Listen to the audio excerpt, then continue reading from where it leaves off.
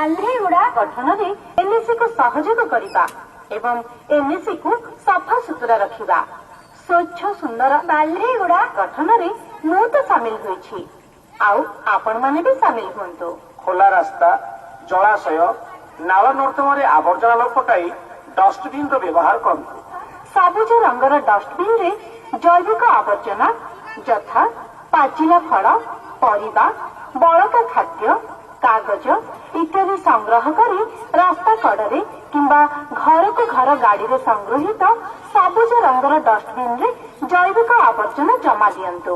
ନୀଳ ରଙ୍ଗର ଡଷ୍ଟବିନ୍ ରେ ପ୍ଲାଷ୍ଟିକ ଓ ଧାତୁରେ ଉପୁଜୁଥିବା ଆବର୍ଜନା ଯଥା ବ୍ୟବହାର ହୋଇ ସାରିଥିବା ପାଣି ବୋତଲ, ସାମ୍ପୁ ଡବା, ଆଲୁମିନିୟମ ଜେଲ୍, ଲୌହ ପାତ୍ରର ଭଗ୍ନାଂଶ, ଅନୁମତିପ୍ରାପ୍ତ ପଲିଥିନ୍ ଖୋଳ ଇତ୍ୟାଦି ସଂଗ୍ରହ କରି ରାସ୍ତା କଡ଼ରେ କିମ୍ବା ଘରକୁ ଘର ଗାଡ଼ିରେ ସଂଗୃହୀତ ନୀଳ ରଙ୍ଗର ଡଷ୍ଟବିନ୍ ରେ ଜୈବିକ ଆବର୍ଜନା ଜମା ଦିଅନ୍ତୁ।